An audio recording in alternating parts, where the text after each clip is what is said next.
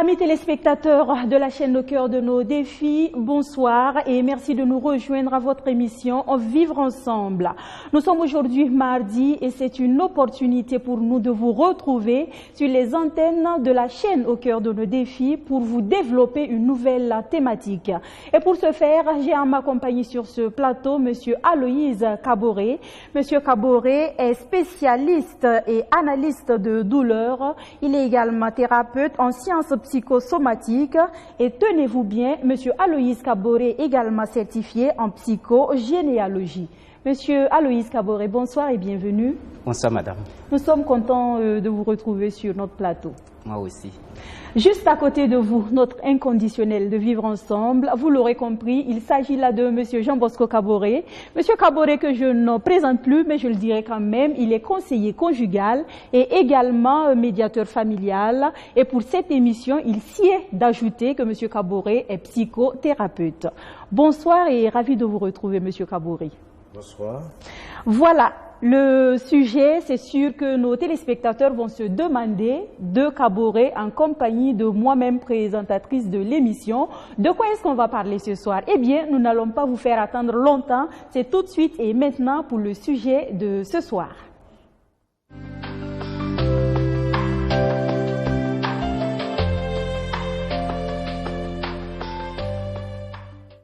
Et voilà, de retour sur le plateau de Vivre Ensemble. Ce soir, nous allons parler de la mémoire familiale du crime sur la descendance. Dit comme ça, c'est sûr que vous allez vous demander, c'est quoi ce thème? Et voilà, Monsieur Kaboré Aloïse va se faire le plaisir de vous expliquer concrètement, c'est quoi la mémoire familiale du crime, Monsieur Aloïse Kaboré?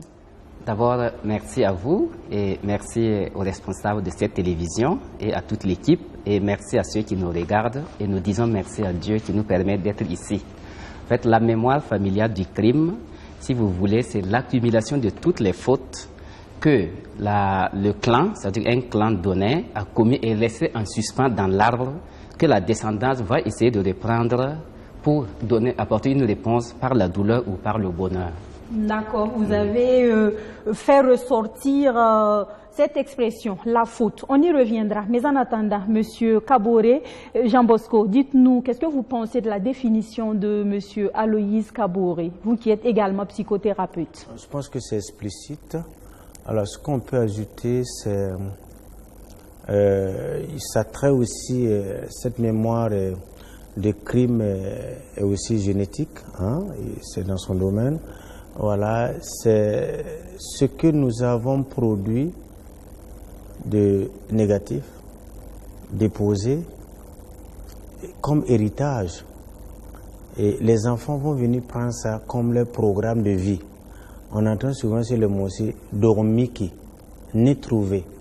Mais ça, c'est un crime, un mal. Nous avons fauté, déposé une faute qu'on n'a pas réparée. Les enfants vont venir prendre cette faute-là, en faire leur héritage, leur repère, leurs indicateurs, leurs convictions de vie, qui deviennent leur réalité. Voilà, comme disaient les enfants, je suis comme ça, je suis né comme ça. Ouais, donc c'est un héritage, c'est un programme, un crime que les parents, les descendants ont déposé et les enfants en font une réalité. D'accord. Voilà. Cela dit, je reviens à Monsieur Aloïse Kaboré. Je vous l'avais dit tantôt, cette fameuse expression faute revient et on se rappelle que nous vous avions reçu également en compagnie de Monsieur Jean-Bosco Kaboré et il avait été question de l'impact, la répercussion des fautes des parents sur la descendance. Et aujourd'hui, nos fidèles téléspectateurs qui ont certainement suivi cette précédente émission et qui entendent aujourd'hui la mémoire familiale du crime sur la descendance, ça peut porter à confusion. Donc il sied d'éclairer la lanterne de nos téléspectateurs en nous faisant savoir c'est quoi la différence entre ces deux termes. En réalité, la mémoire familiale du crime et la faute des parents, si vous voulez, il n'y a vraiment pas une grande différence là-dessus. Les fautes sont incluses dans la mémoire familiale. Quand on parle de mémoire familiale, si vous voulez, c'est d'un grand degré de douleur, de souffrance qui a trait au crime. Donc, c'est l'accumulation des fautes qui devient une mémoire familiale. Donc, une mémoire familiale, si vous voulez, est l'ensemble des fautes commises par nos parents, comme a dit le grand frère, qui deviennent une mémoire familiale reprise par le clan pour maintenant souffrir de ce crime ou corriger si vous voulez. Donc, les fautes sont incluses dans la mémoire familiale. D'accord. Et vous nous disiez, quand on préparait cette émission, attention, il y a également différents types de mémoire familiale du crime. Donc ça veut dire tout ce que nos aïeux ont pu commettre comme faute dans leur vie, il y a différents types. Vous les classez comment? Et si vous voulez, je les classe par ordre de violence. Oui. Et malheureusement, nous n'aurons pas assez du temps, peut-être, je ne sais pas. Il y a ce qu'on appelle la mémoire du crime lié au désordre sexuel, qui est, si vous voulez, la mémoire la plus violente, en ce qui concerne tout le Burkina que je connais, et d'ailleurs, c'est la mémoire la plus violente, tout ce qui est trait au désordre sexuel, la mémoire familiale du crime lié au désordre sexuel. À cela aussi s'ajoute la mémoire familiale liée au meurtre, c'est-à-dire au crime, mais commis en dehors du contexte de guerre. C'est-à-dire qu'il faut faire la différence. Par exemple, les crimes civils, là, génèrent une mémoire familiale, donc commis en dehors, ça veut dire que non dans un contexte de guerre. Et il y a la mémoire familiale, bien sûr, de guerre. À cela s'ajoute maintenant la mémoire familiale du crime liée à l'économie, c'est-à-dire à l'argent, au matériel. Et il y a aussi la mémoire familiale liée à ce qu'on appelle les terres vendues. Quand vous vendez les terres, elles génèrent une mémoire familiale. Et il y a la mémoire du crime liée à ce qu'on appelle les abandons. Et pour finir maintenant, la mémoire du crime liée à ce qu'on appelle les tombes profanées. D'accord, voilà là les grandes sortes de mémoire familiale de crime. Mais vous l'avez dit tantôt, pour ce qui est de cette émission de ce soir, nous avons choisi de nous pencher sur la mémoire familiale du crime liée au désordre sexuel. On va décortiquer en long et en large. Et pour commencer, on va se demander, quand vous parlez de désordre sexuel, qu'est-ce que ça veut dire exactement? Qu'est-ce qu'on doit comprendre par désordre sexuel? Il faut comprendre que tout ce qui est lié au sexe, la relation sexuelle, obéit à une loi divine. Et dès que nous essayons de ne pas respecter cette loi, il y a automatiquement une mémoire familiale du crime qui naît à partir de ce désordre sexuel. Et si vous voulez, alors on peut parler de la mémoire familiale du crime lié, par exemple, à ce que nous appelons le corps monnier, c'est-à-dire que le corps vendu. Qu'est-ce que ça veut dire, une mémoire familiale liée à un corps monnier ou à un corps en marchandise? Ça veut dire quoi? Par exemple, en nous, il y a ce qu'on appelle un cerveau qui s'appelle ce qu'on appelle le cerveau reptilien. Justement, oui. On va y revenir. Je ne vous interromps pas. On aura le temps de revenir décortiquer ça. Mais avant, c'est vrai aussi que vous nous disiez, le thème, il est vraiment technique. Pour mieux comprendre et pour aider nos téléspectateurs aussi à mieux cerner, il sied d'évoquer cette question de promesses non tenues. Et là, je me retourne vers M. Kaboré Jean Bosco, qui va nous permettre de bien comprendre cette thématique-là, en long et en large, avant de revenir dans le vif du sujet. Dites-nous, qu'est-ce qu'on doit comprendre par promesse non tenue? Familiale. Voilà. Et qu'est-ce que ça peut avoir comme impact dans le thème du jour? Ça veut dire la mémoire familiale du crime liée au désordre sexuel. Ok. Alors, quand on parle de promesses non tenues, c'est à un certain moment de notre vie ou de la vie de nos aïeux qui ont fait une promesse. Et au moment de leur promesse, on était convaincants et convaincus et déterminés. Voilà, émotionnellement, sur le plan sentimental. Voilà, imaginez que vous faites une promesse à une femme ou à un homme. Voilà, tu seras le père de mes enfants, tu seras la mère de mes enfants. C'est une promesse. Et cette promesse est codifiée, hein, parce que vous étiez convaincants et convaincus. Alors, après 5 ans, quelques années, voilà, ça n'a pas marché. L'homme, voilà, ne se sont pas mariés. Mais c'était fait des promesses. Ce qui arrive le plus souvent, voilà, parce qu'on ne se marie pas forcément avec son premier amour. C'est pour ça qu'il faut comprendre le désordre. Ce qu'il dit, c'est très important. Parce que nous ne revenons pas. C'est comme si, vous voyez, la parole qui sort de notre bouche est sacrée. l'être humain n'est pas un produit accidentel dépourvu du hasard. L'être humain, la parole est sacrée, donc il est sacré. Donc quand on perd le sang du sacré, comme disait quelqu'un, on perd le sang de toutes choses. Quand tu dis à quelqu'un je t'aime, je te promets que tu seras la mère de mes enfants, je te promets que tu seras le père de mes enfants. Il y a eu une promesse qui a été faite. Alors après quelques années, voilà, on se sépare. Mais on a signé un contrat à quelque part. Maintenant, moi, je change de femme, tu changes de mari.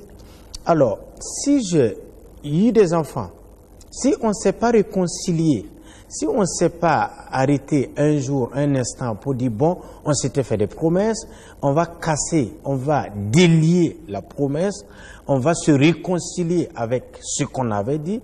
Non, on ne se réconcilie pas, on continue. Alors, moi, j'ai ma famille, tu as ta famille, tu pars, tu as des enfants avec ton mari. Tu penses que ton enfant, c'est pour qui? C'est l'enfant de la promesse. L'enfant de la promesse, tu avais promis, la première fois quand tu es tombée amoureuse, tu as fait une promesse que tu vas donner tes enfants, je serai le père de tes enfants. Voilà une promesse qui continue.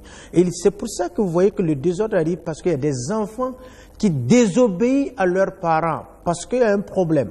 Ils ne reconnaissent pas. Oui, c'est le père génétique, mais psychologiquement et spirituellement, ce n'est pas son père.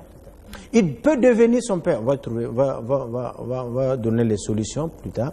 Mais de prime abord, il y a un contraste, il y a un problème. Voilà. C'est pas le fait que j'ai déposé seulement les spermatozoïdes qui fait que oui, je suis le géniteur. On peut être géniteur et ne pas être papa.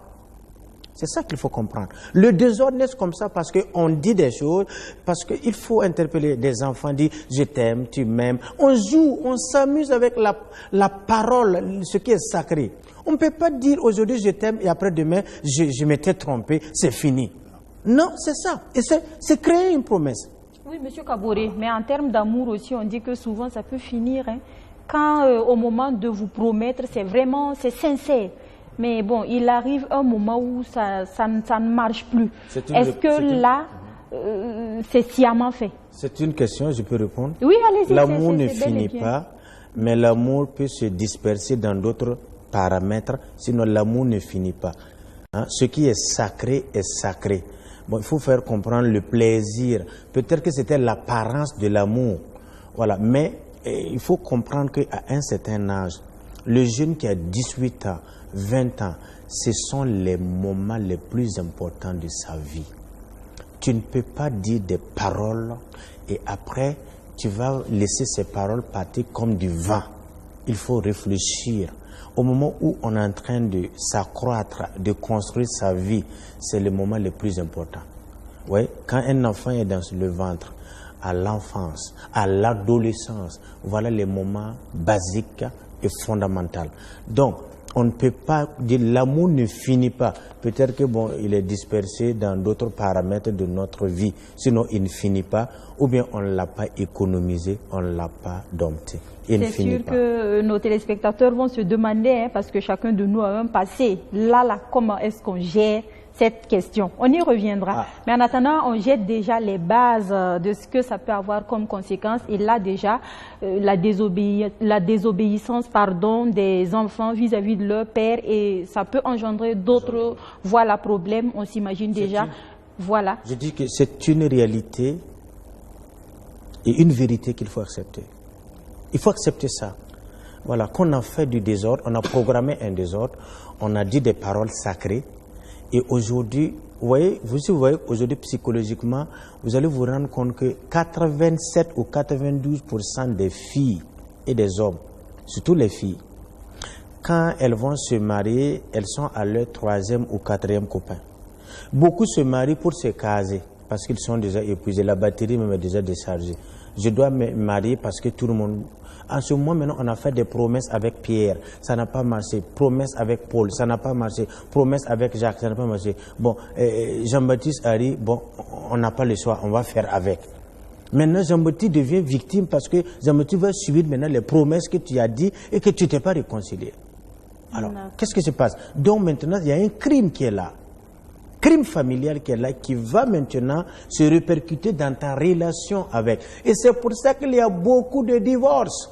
D'accord. Il y a beaucoup de divorces parce que ça ne peut pas tenir. Voilà. Donc tu as commencé une vie, tu t'es pas réconcilié, tu n'as pas dit ah je regrette, je demande pardon pour reprendre. Tu penses que non, ta vie c'est du désordre du jour au jour. Il faut s'arrêter, arrêter et recommencer. Non, on suit comme ça. Et à un certain moment, d'autres me disent l'amour n'existe pas. Bon, on va faire avec. On n'a pas le choix parce qu'on a consommé l'essentiel quand on était à l'échauffement et à l'entraînement. Au moment de la compétition, on est épuisé. C'est pour ça qu'on n'a pas eu la. Souvent par ignorance, Monsieur Kaboré. Voilà. C'est pour ça que la Croatie n'a pas eu la coupe parce qu'ils avaient eu beaucoup de.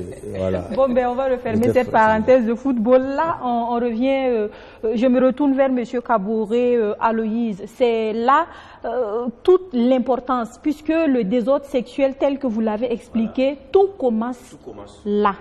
Oui. Et donc, je me retourne vers Monsieur Aloïse Kaboré pour nous dire, vous étiez en train de nous parler du désordre sexuel lié au corps monnayé, en deux termes très simples. Oui. Avant d'arriver à ce corps monnayé, ça commence avec l'exemple de M. Kaboré, des promesses non tenues et de déception en déception. Souvent, des femmes en viennent à monnayer leur corps. Oui. Voilà, et quand vous monnayez votre corps, automatiquement, ça génère toujours une mémoire familiale de crime. Alors, comment ça se passe? Par exemple, en nous, c'est comme je disais, il y a un cerveau en nous qu'on appelle le reptilien, le cerveau reptilien. C'est ce cerveau, si vous voulez, qui gère notre vie. Sans ce cerveau, ce n'est pas possible de vivre, parce que c'est lui qui gère nos automatismes. Mais le problème de ce cerveau, il n'agit pas, mais il réagit. Donc, qu'est-ce qui se passe? Quand dans nos rapports humains, par exemple, si vous entretenez une liaison sexuelle avec un homme ou avec une femme, et si de cette liaison il résulte une certaine faveur, par exemple, vous venez d'avoir une union sexuelle avec une femme et vous lui tendez un billet de 10 000 francs. Alors, ce cerveau reptilien qui n'agit pas mais qui réagit, entend dans le sang de votre corps vaut 10 000 francs ou dans un sens ou dans un autre, ces 10 000 francs-là, c'est votre corps, ou votre corps égale 10 000 francs. Même si ça n'a pas été fait dans cette intention. Oui. Par exemple, prenez par exemple ceux qui donnent, par exemple, vous donnez une moto, une mobilette à une femme parce que vous êtes en lien sexuel avec elle. En fait, ça génère une mémoire. S'il y a une caméra pour observer, on va visualiser une certaine vibration, et c'est cette vibration due à l'acte de donner, après l'acte sexuel, gérée maintenant par le reptilien en nous, pour qui votre corps est égal à ce matériel. Mais le problème est que vous allez commencer à utiliser ce matériel. Ça veut dire que l'emploi, par exemple dans le cas de la mobilette, et comme c'est à cause de votre corps vous avez eu cette mobilette est égale à votre corps, ou ce billet de 10 000 est égal à votre corps. À chaque fois maintenant que vous employez ce matériel, ça veut dire que cette faveur, alors ça constitue un stock de mémoire familiale pour vous. Vous amenez votre mobilette sur le mécanicien, observez comment on va maltraiter cette moto. Si le mécanicien, par exemple, donne un coup de marteau à cette mobilette, en fait, c'est encore vous, parce que c'est à cause de votre corps que vous avez cette mobilette. Et maintenant, le problème, c'est quoi? Ce reptilien va constituer un stock. Plus le matériel s'use, plus à votre niveau, la mémoire devient plus grande. Non seulement pour vous, mais jusqu'à programmer même vos enfants et l'enfant qui n'est même pas encore né pour payer cette mémoire familiale. Et la personne qui a donné ces 10 000 francs, lui aussi, ses enfants sont positionnés jusqu'à ses petits-fils qui ne sont même pas encore nés pour payer une mémoire familiale gérée par le reptilien. Donc, s'il y a un conseil, par exemple, à l'endroit de ceux qui entretiennent des liens sexuels, si vous voulez, illégaux, au moins éviter de donner des cadeaux liés à cette mémoire familiale, parce que pour les reptiliens, c'est à cause de notre corps que nous avons ce matériel, donc nous allons souffrir à la même manière que ce matériel va être usé. Ce qui veut dire que là, l'exemple du corps monnayé, c'est pas couramment ce qu'on pense entre griffes des prostituées seulement. Hein? Ce n'est pas eux seulement. Par exemple, vous avez un dossier déposé à quelque part et le directeur vous aide avec une signature et vous remplacez par votre... Tout ce qui est faveur lié à votre corps. Ça veut dire que dans un cadre illégal, par exemple, une femme et son mari, il n'y a pas de problème. Mais si c'est parce que j'entretiens une relation sexuelle avec vous, que j'ai favorisé votre dossier, par exemple, alors pour le cerveau reptilien, votre corps vaut ça. Alors que cette faveur est changeante. Ça veut dire que c'est un allié instable qui va s'user et plus maintenant il s'use, inversement et professionnellement, la mémoire familiale chez moi devient plus grande et je vais souffrir. Et le résultat de ça sur le plan psychogénéalogique, c'est ceux qui meurent brutalement. Vous allez voir souvent un accident cruel sur la route. En fait, c'est une mémoire familiale liée à un corps est très usé. Oui, puisque, par exemple, la montre que je vous ai donnée, parce que j'ai eu l'union sexuelle avec vous, la montre va finir par s'user. Alors, et votre corps va répondre, parce que c'est votre corps qui est à l'origine que vous ayez cette montre. Donc, votre corps vaut cette montre qui est finie. Alors, il y a la réponse automatique aussi. Donc, oui, avant de revenir à M. Kaboré, c'est vrai que par rapport à cet exemple-là, il y a des femmes qui vont, ou du moins, je dirais, toutes les femmes vont se dire être victimes, mais parce qu'il y en a qui bénéficient quand même de cadeaux, quand bien même on te fait la cour, mais que tu n'es pas accepté. Dans ce cas, oui. Comment est-ce qu'on comprend? Voilà, M. Kaboré. Je vais aller en profondeur, parce que c'est comme il a dit au début, on n'a pas le temps pour décortiquer, pour essayer d'expliquer les paramètres en profondeur. Vous savez, l'être humain est esprit. Vous voyez, par exemple, quand on vous donne une enveloppe, quelqu'un vous appelle, vous dit « Ah, je suis passé, tu manquais, mais j'ai laissé une enveloppe. » Quand vous arrivez, c'est pas l'enveloppe qui vous intéresse, mais c'est le contenu, ce qui est à l'intérieur. Alors, ça veut dire que monnayer le corps veut dire que... ça veut dire que la chose sort de son contexte. On ne cherche pas l'essentiel. Comme disait quelqu'un, cherchez l'essentiel et tout vous sera donné. Hein? Voilà, ça veut dire que, alors, c'est pas le désir et la volonté. Ça veut dire qu'on attribue ça maintenant au désir du corps, au plaisir du corps. Voilà, mais quand vous le prenez en esprit, hein, en bien, en esprit, ça c'est autre chose. Mais il y a des gens qui ont déjà des intentions, déjà en relation avec quelqu'un, il veut d'abord la satisfaction du corps, du plaisir. Là maintenant la chose sort du contexte. Je prends un exemple, on ne peut pas par exemple dire bon, j'ai mon gars, il doit s'occuper de moi. Non, non, j'ai mon gars, il doit parler de l'amour, pas s'occuper en ce moment c'est monnayer mon corps. Ça veut dire que tu vas utiliser les valeurs, les outils spirituels de l'amour pour la satisfaction charnelle, éphémère. Comme quelqu'un disait, cherchez ce qui dure, mais pas ce qui peut pourrir. Donc, vous allez prendre ce qui est précieux pour aller donner maintenant aux siens. Hein? Vous dévalorisez le sacré. Donc, en ce moment, maintenant, vous sortez du contexte. En ce moment, c'est ça qu'on appelle monnayer le corps. Voilà, hein. Monnayer le corps. Donc, ça veut dire quand tu es en relation, si c'est une relation d'amour, l'amour est spirituel et esprit. Donc, on parle le langage d'esprit. C'est pour ça que les parents sont appelés à éduquer les enfants de comment avoir le bonheur, mais comment ramasser l'argent. Aujourd'hui, c'est comment ramasser l'argent. Voilà, c'est les parents même qui vont programmer ce que tu vas devenir demain. Oui, c'est pas bon. Donc, il faut amener l'enfant à vivre en esprit. Comme disait quelqu'un, je reviens, cherchez le royaume de Dieu et tout vous sera donné. Ça veut dire que cherchez l'essentiel, ce qui est basique et fondamental. Il ne faut pas chercher à la satisfaction de l'enveloppe, mais cherche ce qui est dans, ce qui est le contenu qui est à l'intérieur. Donc, monnayer le corps, c'est ça, c'est apprendre des choses qui étaient spécialement réservées pour l'essentiel et il sort de son contexte maintenant, il perd sa valeur. Maintenant, c'est comme si tu t'es vendu. Voilà. Il y a des filles aujourd'hui, il suffit seulement si tu peux le gérer, hein, tu peux le rassurer matériellement, elle va t'épouser. Oui, Monsieur Kaboré, je ne vous coupe pas, mais avant, je ne sais pas maintenant ce qui se passe. Hein. Généralement, quand tu courtises une fille, on se donne quand même. Ses parents veulent s'assurer que tu puisses bien prendre soin de leur fille. Oui, je pense que je veux dire, c'est pas dans ce sens. Hein. Je veux dire, par exemple, ce que nous pensons. Hein, tout définit à partir de ce que nous pensons. Voilà. Si ce que nous pensons est en diapason avec la loi de la vie, la loi divine, la loi de la nature.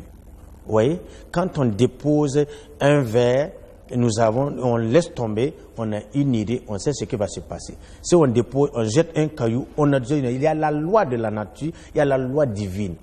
Voilà, je parle des choses qu'on remet dans leur contexte. Vous voyez, de nature comme ça, l'être humain n'est pas à vendre. Le corps de l'homme n'est pas à vendre. Le corps de l'homme est le temple de ce qui est bien. Voilà, ce qui est bien ou authentique. Maintenant, quand tu vas dévaloriser ton corps, tu vas prendre ton corps pour le charnel, pour le plaisir. En ce moment, maintenant, tu perds ton droit juridique, spirituel, ou ton droit juridique, voilà, du créateur ou de la loi du monde. Donc, c'est pour ça qu'on parle de monnayer le corps. Voilà. On ne peut pas dévaloriser son corps ou bien dire, bon, beaucoup de femmes, beaucoup de couples aujourd'hui, c'est quoi? Je me marie pour un homme qui peut prendre soin de moi. Ouais, c'est mon moi. Non, quelqu'un qui peut expérimenter l'amour authentique. Les gens ne croient plus à l'amour. Voilà. C'est pour ça qu'il y a trop de maladies, il y a trop de divisions, il y a trop de difficultés et il y a beaucoup de divorces. D'accord. Ouais. Difficile, hein, parce que c'est vraiment ce que nous vivons pratiquement de nos jours. Et je me retourne toujours vers M. Aloïs Kaboré à la question de savoir. Je prends un exemple comme ça. Hein. Je disais que les femmes souvent peuvent avoir des cadeaux parce que leur apparence séduise peut-être un homme, mais la fille n'a tout de même pas dit que je t'accepte, mais bon, dans l'élan de pouvoir courtiser ou dirais-je faire la cour à la fille, on lui offre des cadeaux. Est-ce que dans ce sens, la fille est tenue de refuser le cadeau? Parce que souvent on aime dire, hein, je ne l'ai pas demandé, c'est lui qui m'a donné. C'est le langage courant. Vous avez la réponse et le grand frère l'a très bien détaillé. En fait, c'est quoi? Ce que nous devons comprendre. Le cerveau reptilien se fiche complètement de que vous ayez pris le cadeau ou pas, mais comme il l'a très bien dit, que cela soit dans un sens de vérité. Par exemple, vous courtisez une fille et vous voulez l'aider dans sa vie, parce que vous avez des intentions nobles, son endroit envers elle plus tard, un projet de vie. Si vous lui faites des cadeaux, par exemple l'aider à payer ses frais de scolarité et autres, ça, non, il n'y a pas de problème dans ça. Mais dès que l'intention est de jouir de l'autre, et à cause de ce cadeau, alors les reptiliens se mettent en mouvement. Il faut savoir, comme je disais, le cerveau reptilien réagit mais n'agit pas et c'est lui qui gère toujours la mémoire familiale pour nous le restituer. Donc, c'est vraiment éviter d'avoir, donner vraiment des cadeaux parce qu'on est en lien sexuel avec l'autre. Donc, comme il l'a très bien dit, et éviter de monier notre corps. Voilà. Je vais ajouter parce que psychologiquement, dans le subconscient des jeunes aujourd'hui, il y a un programme. Un programme pourquoi quand j'ai un copain, il doit me payer un portable, pourquoi pas une moto, prendre soin de moi. C'est devenu la mode. Alors, cette mode aura des conséquences. Alors, cette mode ne peut pas donner la vie, ne peut pas rassurer ni sécuriser. Voilà, c'est ça qu'il faut comprendre. Voilà. Et en parlant des conséquences, vous parliez de la mort subite, souvent un accident. Tout ça, c'est quand le corps est monnayé, ça peut conduire. Voilà. Dites-nous, est-ce que ça peut être les seules conséquences, la mort subite? Qu'est-ce que ça peut engendrer comme autres conséquences? C'est les maladies liées au sang. Et par exemple, vous avez à l'hôpital des gens qui souffrent des maladies liées au sang. Parce que tout simplement, en fait, dès que le matériel que vous avez reçu, ou bien cette faveur commence à s'user, automatiquement, votre corps commence une dégradation parce qu'il y a un stock maintenant à cause justement de notre cerveau reptilien. Il faut comprendre ça comme ça parce que le cerveau reptilien gère toujours ce que nous avons fait pour nous le restituer. D'accord. Et hormis cela, il n'y a pas que le corps monnayé qui peut être classé dans la grande catégorie de la mémoire familiale du crime lié au désordre sexuel. Oui, qu'est-ce qu'il y a d'autre? Il y a aussi la mémoire familiale du crime lié à ce qu'on appelle les tétés sexuels mal accomplis. En fait, ça, c'est la relation entre le bébé et sa maman qui génère une mémoire familiale. Alors, qu'est-ce qui se passe? Mais avant de nous expliquer, c'est vrai que quand on dit là, les tétés sexuels, bon, tétés suivis de sexuels, on ne comprend pas trop. Tout à fait, c'est ça, en termes tellement simples. Voilà. Qu'est-ce que ça veut dire? Quand vous avez votre bébé, en fait, quand vous allaitez quand il y a un allaitement, ce n'est pas seulement pour la survie corporelle de l'enfant biologique, mais il y a aussi quand il y a les tétés, si vous voulez, c'est une forme d'union sexuelle avec sa maman. C'est les premières relations sexuelles. Le bébé commence ses premières relations sexuelles avec sa maman.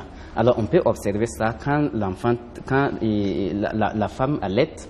On peut observer dans le corps ce qui se passe au niveau du corps de la femme. Par exemple, il y aura, si vous voulez, une belle excitation au niveau de l'utérus et la femme va bien se sentir. Ça, c'est quand l'acte sexuel entre la maman et le bébé sont bien accomplis. Mais dans le cas maintenant où la maman est triste, c'est-à-dire que la maman a des problèmes de vie avec son mari et cependant, elle allaite quand même. Alors, pour le bébé qui est en rapport sexuel avec sa maman, dans les cas de tétés sexuelles ou tétés affectives, si vous voulez, son cerveau entend dans le sang de maman est violée. Ça veut dire que, puisque c'est un acte entre l'enfant et sa mère. Et maintenant, comme il a aussi son cerveau reptilien, le cerveau reptilien va gérer cette réalité et l'enfant devient, bien que ce soit un bébé, devient un ancêtre déjà, un ascendant et un descendant, pour gérer cet acte de viol. Et si c'est une fille, alors elle sera violée quand elle aura l'âge que la maman avait en interrompant cet acte sexuel. Et quand c'est un garçon, c'est un violeur. Parce que tout simplement, alors pendant l'acte sexuel, maman est en train de pleurer. Et si vous regardez sur les adultes, c'est la même chose. Pendant le viol, vous allez voir que l'homme, il y a un qui jouit et l'autre qui pleure. Alors que, par exemple, vous avez votre femme, vous êtes en train de l'insulter et cependant, elle allaite. Alors, pour l'enfant qui est en train de téter, dans les tétés sexuels, c'est maman est violée. Et ce viol sera géré par la maman et par le reptilien du bébé pour être reproduit plus tard. Si c'est un garçon, comme je disais, c'est un violeur. Si c'est une fille, elle sera violée et mourir, ce qui devient une mémoire familiale de crime. Si c'est un garçon, il va violer et tuer, qui devient aussi une mémoire familiale. C'est pourquoi vous voyez sur certaines personnes, certains violeurs, on les met en prison, on les libère et ils recommencent parce que c'est la mémoire familiale est gérée. Et forcément pour mourir ou pour tuer. Mourir ou tuer, géré par un autre problème qu'on appelle le CF, le choix supérieur du clan. Et c'est pourquoi il faut faire attention. Et le problème, c'est que ça ne s'arrête pas seulement à cet enfant, à ce bébé ancêtre déjà, mais toute sa descendance jusqu'à une certaine génération qui vont être des violeurs ou des victimes de viol. Donc, oui, allez-y. Oui, allez-y, terminez. Donc, c'est une mémoire familiale liée au tété sexuel mal accompli. C'est pourquoi il faut conseiller les hommes, quand vous avez une femme, au moins pendant l'allaitement, évitez d'insulter votre femme. Elle ne doit pas être triste. Autrement, ça va générer une mémoire familiale. Et sur le plan physique, on peut regarder. Par exemple, si c'est les tétées nutritives, on va observer des endophiles qui vont descendre jusqu'au sein et le bébé va avoir ce qu'on appelle une fièvre. Et sur le plan biologique, si c'est vrai, alors sur le plan spirituel, comme le disait, c'est aussi vérifié. N'est-ce pas pour ça tout court qu'on dit qu'on doit respecter la femme comme si elle était sa maman? Oui, par exemple, quand vous insultez votre femme, en réalité, vous insultez votre maman. On peut observer ça physiquement. Par exemple, un homme qui gifle sa femme comme ça, en fait, c'est exactement sa mère qu'il gifle. Quand il aura une maladie quelconque, par exemple un accident de route, on va observer l'endroit qu'il avait giflé sa femme, c'est ce même endroit qui va connaître la destruction. Donc, quand vous giflez votre femme, en fait, en réalité, c'est votre maman en réalité que vous avez giflé, par substitution. D'accord, j'espère que les hommes ont pris bonne note. Et Monsieur Kaboré Jean Bosco, quand aussi vous ne respectez pas votre homme, votre mari, c'est aussi votre papa que vous manquez du respect. Et voilà là qui devrait vraiment permettre de bannir les problèmes dans les couples. Hein? Si vous Parce voulez. qu'aucun homme ou aucune femme ne voudrait manquer de respect à ses parents. Là, ça devrait résoudre le problème. Mais comme je le disais, souvent par ignorance, nous espérons que là, les hommes, aussi bien que les femmes, auront pris bonne note. Monsieur Kaboré veut réagir par rapport je veux aller en profondeur pour que les gens puissent comprendre quelque chose, parce que ça peut créer un blocage et une confusion. Hein, c'est pour aider. Quand il parle de tété sexuel, il y a tété sexuel, il y a tété de sexualité. Alors, il faut faire la différence entre sexualité et sexuel. Étymologiquement, quand on dit sexualité, ça n'a rien à voir avec le sexe.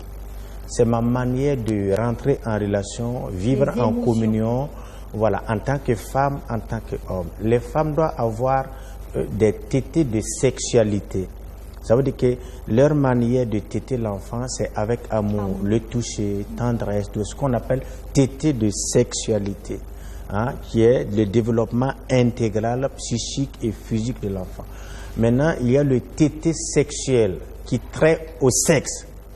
Maintenant, si le taux de tété de sexualité est très élevé, c'est ça qui sera le programme génétique, le programme psychologique demain.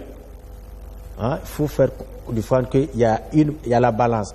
Quand quelqu'un a développé un taux d'anxiété, d'amertume et d'angoisse, alors à l'avenir, c'est ça qui sera sa réalité, parce qu'il est resté longtemps dans l'anxiété, maintenant qu'il a pris le dessus de son côté positif. Donc il y a des gens qui ont des pensées négatives parce que voilà, ils ont développé ça. C'est ça qu'il faut comprendre. Alors, il a dit quelque chose qui est aussi du désordre, qui est sacré, que les femmes ne prennent pas conscience, quelles que soient les bêtises que ton mari a commises, quels que soient les défauts. Il y a une seule chose qu'il ne faut pas toucher. Et quand tu touches, tu transgresses le sacré de la loi humaine et de la loi divine. C'est quand on dit chef de famille. Ne touche pas le chef de famille. Il est le chef, quelles que soient les bêtises qu'il a fait. Vous allez remarquer que dans toute structure humaine, il y a un responsable. Ça veut dire qu'on doit pas, la femme ne doit pas porter main à son mari? Non, il ne faut pas toucher son autorité. Hein, voilà, autorité. Pas des injures oui, ou par... Tu peux critiquer son attitude, mais pas l'autorité. Quand il n'y a plus d'autorité, quand il y a deux têtes dans une famille, c'est grave. Donc, si tu touches l'autorité, ça devient quoi? De l'anarchie totale. Ça veut dire que du désordre. Monsieur dit 1, madame dit 2. On parle comme ça. Non, respecte l'autorité. Voilà. Il a l'autorité, il n'a pas toutes les compétences de gouverner, mais on lui a attribué la capacité de gouverner, mais on accompagne l'autorité. L'homme est le chef de famille, c'est le patron de la famille. Le patron, c'est lui qui gouverne, mais aussi avec sagesse et maturité. On peut l'interpeller qui ne gère pas avec sagesse, mais on ne doit pas violenter son autorité. Ce n'est pas une loi humaine. Non, c'est une loi divine. C'est une loi divine qu'on ne touche pas. Oui. Donc, on est né trouvé, on a vu que c'est l'homme qui est chef de famille. Et dans toute structure humaine, il y a un responsable. Et quand il y a un responsable, il y a un protocole qui est déposé pour le chef de famille. D'accord, voilà qui est bien dit, M. Kaboré. C'est vrai qu'on doit encore développer d'autres types de mémoires familiales liées au désordre sexuel, mais l'émission, elle est tout de même interactive. Nos téléspectateurs attendent de pouvoir participer à cette émission depuis bientôt 5 à 10 minutes. Donc là, nous allons déjà lancer les téléphones pour les téléspectateurs ou téléspectatrices qui voudraient bien participer à cette émission, que ce soit pour poser des préoccupations ou même pour des contributions, et les réactions des téléspectateurs, c'est juste après ces transitions.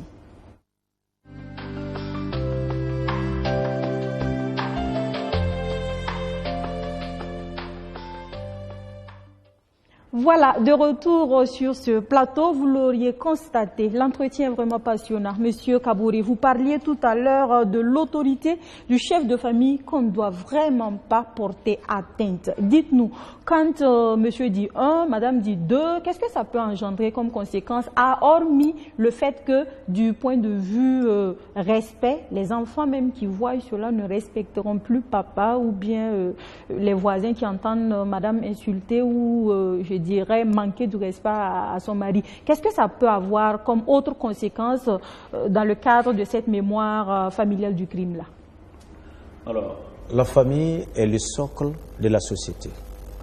La famille est la base, tout commence. Voilà, vous voyez ce qu'on voit dans la société, la manière dont la société est structurée, ça commence dans le berceau de la famille. Quand on voit qu'on respecte les aînés, tout ça, c'est dans la famille. Quand on voit qu'il y a la joie, la paix, la compassion, ça commence dans la famille.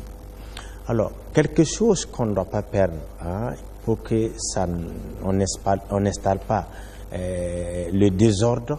Vous voyez, je parle de l'autorité. Vous savez pourquoi quand on respecte pas l'autorité, on violente la loi divine, la loi de la nature.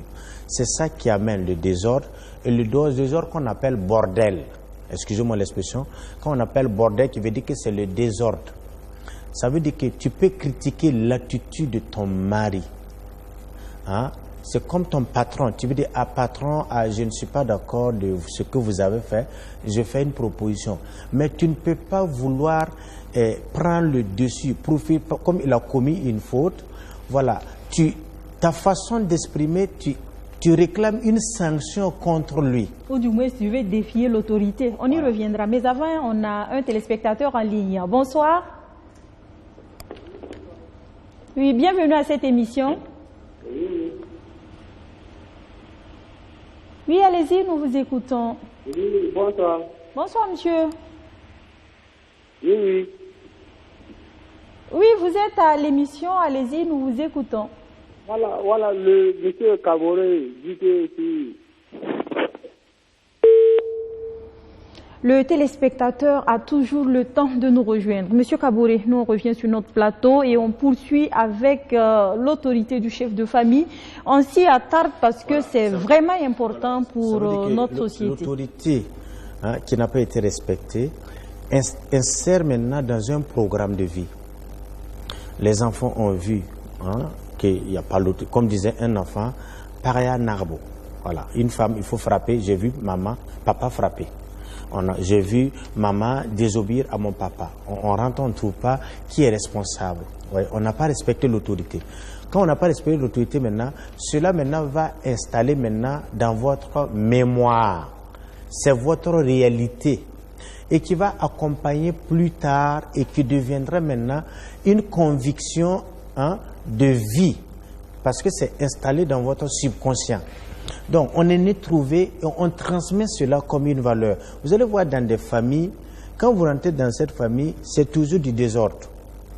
Voilà. On ne sait pas qui dit quoi, qui doit interpeller. Tout le monde doit se soumettre à une personne qui est responsable. Oui. Donc, quand vous prenez par exemple le Coran et la Bible, qui sont des écritures saintes, on dit que Dieu a créé l'homme et il avait un programme et un plan. Maintenant, il dit à la femme de venir aider pour la réalisation du programme et du plan, de son plan. Maintenant, on rentre, au lieu de respecter ce qui est sacré, maintenant, psychologiquement, on rentre dans le mariage avec son moi. Le fait que mon moi a été offusqué, maintenant, je vais dévaloriser l'autre pour le démystifier et ôter son pouvoir et son autorité. En ce moment, maintenant, ce n'est plus le sacré. D'accord, nous avons bien compris cette explication. Nous allons prendre un téléspectateur avant de poursuivre. Bonsoir. Oui, bonsoir. Moi, j'appelle de Titao. Oui. Voilà, j'ai pris mon émission de cours aujourd'hui. Oui. Maintenant... Allô? Oui, allez-y, nous vous écoutons. Okay. Voilà, et je voulais, quand il parle de désordre sexuel là, oui. J'ai dit que quand on parle de monnaie oui. du corps, et au niveau de la fille, on a compris, on a vu les conséquences. Oui. Maintenant, au niveau de l'homme, est-ce qu'il y a des conséquences là-bas aussi? D'accord. Voilà. Voilà, merci de nous suivre depuis Titao. Excellente soirée à vous. Monsieur Aloïs Kaboré va réagir par rapport à cette préoccupation du téléspectateur. Il nous a pris en cours et d'ailleurs pour tous ceux qui viendront nous prendre en cours, vous êtes bien à l'émission Vivre Ensemble et aujourd'hui il est question de la mémoire familiale du crime sur la descendance. Monsieur Kaboré, dites-nous, est-ce que ces conséquences néfastes qu'on a vues par rapport aux filles, y a-t-il aussi des conséquences négatives pour les hommes? Oui, bien sûr, puisque c'est l'homme, si vous voulez même, qui est la source de cette mémoire familiale. C'est-à-dire que je comprends dans ce sens que il veut dire que c'est l'homme qui a donné l'argent, par exemple, à la fille. C'est ça sa question en réalité. Alors, oui, l'homme aussi va payer ça durement parce que c'est lui qui est, si vous voulez, à la source. Je vais vous donner un exemple. J'ai reçu un monsieur, il me permet d'en parler. Pour que je puisse parler du problème de quelqu'un, je dois avoir son autorisation. Alors qu'il y a eu une grande fille qui a un problème d'yeux. Ça veut dire que ses yeux ont commencé la vue a commencé à baisser et ils ont fait ce qu'on appelle le suivi médical, mais rien n'est fait.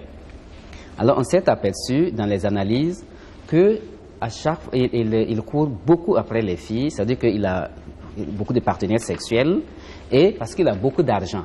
Et je me suis rendu compte qu'en réalité, c'est les mêmes la même somme qu'il donne qui sert de côté sur sa fille pour qu'il utilise cette somme pour soigner sa fille. Donc vous voyez que effectivement la mémoire familiale ne s'arrête pas seulement à celle qui a reçu la faveur, mais aussi à celle qui donne à la personne qui donne la faveur aussi, et toute la descendance d'un monsieur de la personne qui donne cette faveur là aussi va payer, et jusqu'aux enfants qui ne sont même pas encore nés. Donc oui monsieur, la mémoire familiale aussi concerne la personne qui donne l'argent ou qui donne un matériel parce qu'il entretient une relation sexuelle. D'accord. Et parlons toujours du désordre sexuel. Oui. Vous parliez de cette relation dans le couple entre monsieur et madame, et même refuser son mari. Hein, quand on aime dire ça ne va pas entre moi et mon mari, je ferme la frontière, vous dites non, abstenez-vous madame, c'est quelque chose à ne pas faire. Dites-nous pourquoi. Oui, cette mémoire familiale s'appelle la mémoire du crime lié au parallélisme. Parallélisme, donc si vous avez, rappelez-vous, deux droits parallèles ne se touchent pas. Ça veut dire qu'ils vivent dans une même maison, mais en réalité, ils ne s'entendent plus. Alors, avant de poursuivre, je ne vous interromps pas, on va prendre les téléspectateurs en ligne. Bonsoir.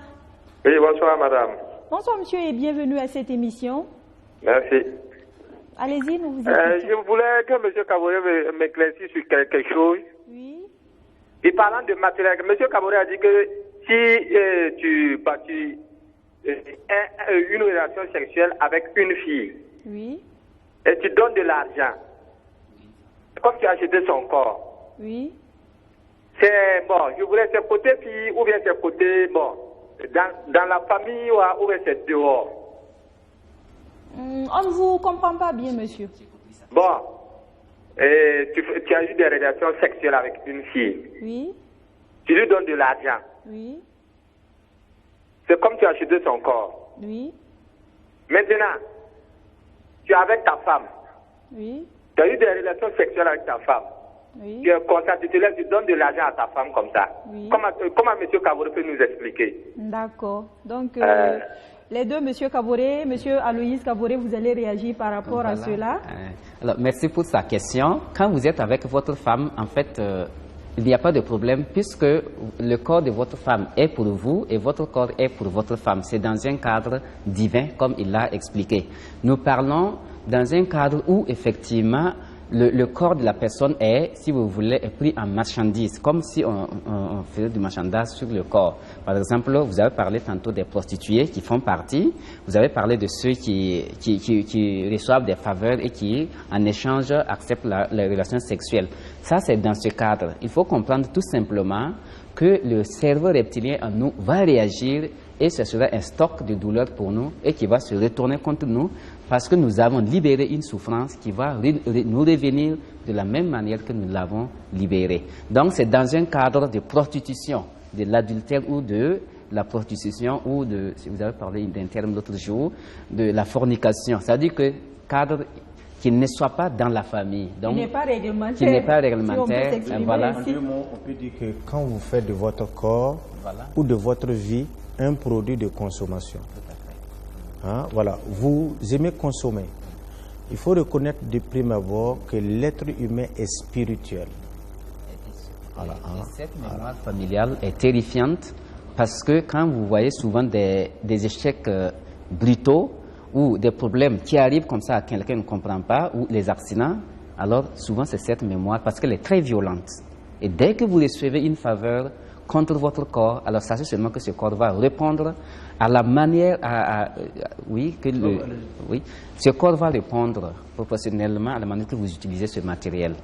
Voilà. M. Kaboré veut réagir, vous voulez ajouter quelque chose? Non, je voulais attendre les questions pour réagir plus tard. C'est bon, je crois qu'il a tout dit, quoi. Voilà, donc nous allons revenir à ce parallélisme. Oui. J'ai pris l'exemple tantôt. La mémoire familiale liée au parallélisme familial, qu'est-ce que ça veut dire? Ça, c'est bien l'exemple où madame refuse son mari au lit. Par exemple, ça veut dire que dans leur vie familiale, il n'y a que le climat familial ne permet plus les rapports sexuels, par exemple, donc ils se bagarrent. Alors, puisque en réalité, dans les rapports sexuels, comme il a dit, c'est une expression divine. Et maintenant, soit le monsieur, madame qui refuse le monsieur, alors ça touche vraiment son autorité, comme il l'a très bien dit, et il y a une mémoire familiale pour le monsieur qui est condamné en fait. Et il sera coincé dans des situations sociales, il va avoir problème d'argent, problème justement d'accident de circulation, problème de dette, parce que tout simplement, son autorité a été bafouée dans les rapports sexuels, puisque c'est son force, toute son énergie est dans ça, qu'on a annulé, qu'on a anéanti, si vous voulez, on a supprimé. Je suis sûre qu'il y en a qui voudraient bien maintenant se racheter en se demandant qu'est-ce qu'il faut faire. On y reviendra. On y reviendra, mais en attendant, on a un téléspectateur en ligne. Bonsoir. Oui, bonsoir madame. Bonsoir monsieur et bienvenue à cette émission. Je voulais participer à l'émission. Vous y êtes déjà, allez-y. Et je voulais poser une question par rapport à l'autorité. Oui. Est-ce que les problèmes dans les couples n'est pas souvent dû à la confusion même de l'homme entre les deux mots, l'autorité, notamment l'autorité et l'orgueil de l'homme? L'autorité et l'orgueil de l'homme. Et l'orgueil de l'homme. Est-ce que souvent il n'y a pas une confusion entre ces deux questions-là? Et deuxièmement, oui. Y a-t-il un contexte particulier qui confère l'autorité à l'homme, ou c'est juste le fait d'être homme qui lui confère cette autorité de chef de famille? D'accord. Voilà. Allô? Oui, nous vous avons bien écouté. Voilà, merci, je vous dis merci, c'était mes deux questions. Voilà, c'est nous qui vous disons merci d'avoir participé à cette émission. Monsieur Kaboré, dites-nous, réaction par rapport à l'autorité.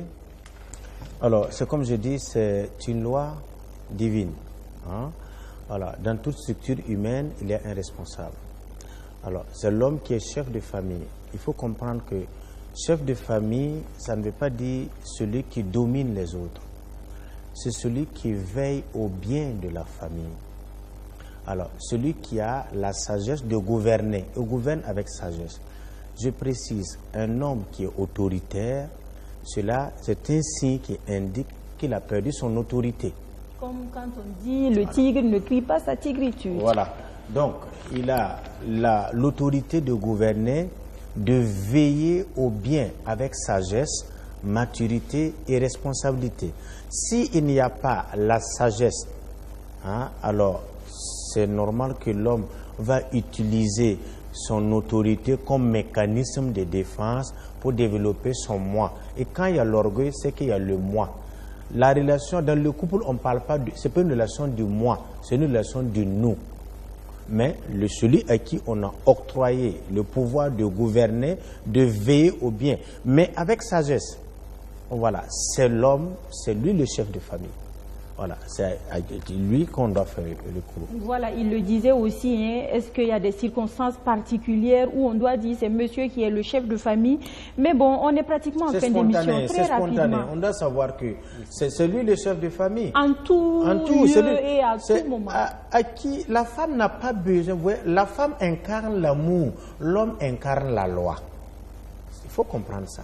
Donc, quand il y a une décision à prendre, on fait référence à celui. Je voulais faire ça, qu'est-ce que tu en penses? Je voulais faire ça, qu'est-ce que tu en penses? On demande toujours. C'est lui qui est le responsable. Voilà. C'est vrai qu'avec M. Aloïs Kaboré, on n'a pas pu donner cette recette-là pour les femmes qui ont pu refuser leur mari lors de relations sexuelles et qui maintenant peuvent provoquer autre chose.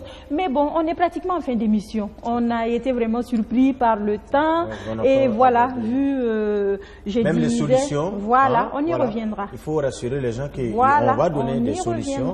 Et je profite pour dire que Aloïs et moi, on est en train d'organiser une conférence, voilà, une formation de 2 jours pour pouvoir bien expliquer aux gens, voilà, ce que nous sommes en train de présenter. Parce que là, on aura le temps. On va prendre un samedi et un dimanche.